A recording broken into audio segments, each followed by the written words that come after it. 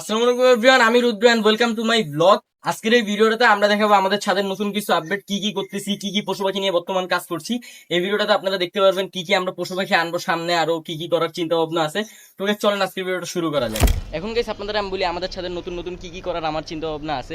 আমাদের এই যে খাঁচাটা দেখতে পাচ্ছেন, এটার ভিতরে কিন্তু আমার মুরগি, হাঁস এবং কোয়েল পাখি থাকতো। আপনারা যারা অনেক আগে থেকে আমার ভিডিওগুলো দেখেন তারা খুব ভালো মতো জানেন। এই খাঁচাটা অনেক দিন ধরে পড়ে আছে। এখন আমরা ভাবতেছি এই জায়গার ভিতরে আমাদের কবুতরগুলো পেয়ার দিব নতুন করে।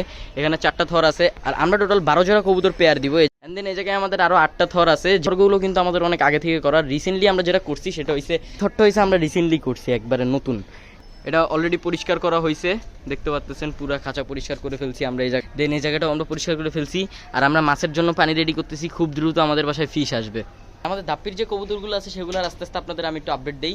এই জায়গায় যতগুলো কবুতর দেখতে পাচ্ছেন এগুলো হচ্ছে আমাদের ফিমেল রেসার কবুতর। আপনাদের আমি একটু একটু দেখাই। আর এই জায়গায় মোটামুটি সবগুলো ফিমেলই ঠিক আছে। এই যে দেখতে পাচ্ছেন আমাদের একটা মাক্সি ফিমেল, এরপরে দেখতে পাচ্ছেন ওই যে আমাদের একটা গ্রিজেল ফিমেল, এই জায়গায় আমাদের একটা সবজি ফিমেল আছে দেখতে পাচ্ছেন। এগুলো সবই আমরা পেয়ার দিব।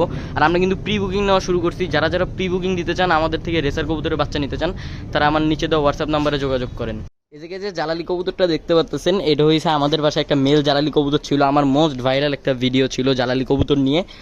ওই কবুতরটাকে দেখে এই কবুতরটাও আমাদের বাসায় আসছে এবং এটাও দৈনিক উঠতেছে। এটা হচ্ছে ফিমেল আর এটা হচ্ছে মেল।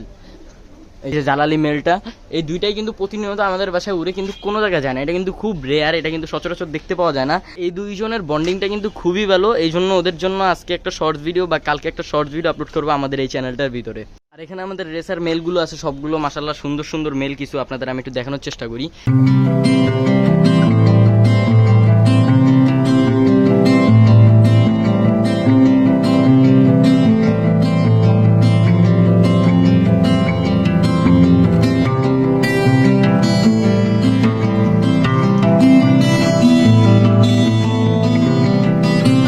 আমাদের গাইস কবুতরগুলোর অবস্থা অনেক হয়েছে। আমার অনেক সময় মেসেজ দিচ্ছেন, কিন্তু বাচ্চা না থাকার কারণে আমি কবুতরের বাচ্চা দিতে পারিনি। এখন আমরা আবার প্রি অর্ডার চালু করছি, যেহেতু আমাদের কবুতরগুলো পেয়ার দিব, এই জন্য আপনাদেরও বেবি দিতে পারবো। যাদের যাদের বেবি লাগবে তারা তারা আমার হোয়াটসঅ্যাপে নক করেন। এই জায়গায় গেছে আমাদের ডালিম গাছটা আছে। আর আমি যেহেতু অনেকদিন ধরে ছাদে আসি নাই, এগুলোতে পানিও দেওয়া হয়নি, এই কারণে এগুলোর অবস্থা খুবই খারাপ। দেখতে পাচ্ছেন সবগুলো মারা যাওয়ার মতো অবস্থা।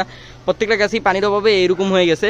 আপনাদের আস্তে আস্তে করে আপডেট দিতে থাকি। এই জায়গায় হচ্ছে আমাদের পেয়ারা গাছটা আছে, গোলাপি কালার পেয়ারা হয় এই গাছটার ভিতরে। এই গাছটার অবস্থাও খুবই খারাপ, দেখি এগুলো কি বাঁচাইতে পারি কিনা। আর এই জায়গায় হচ্ছে আমাদের মিক্সড মশলা, এই মশলাটার এই পাতাটা গ্রানজোস।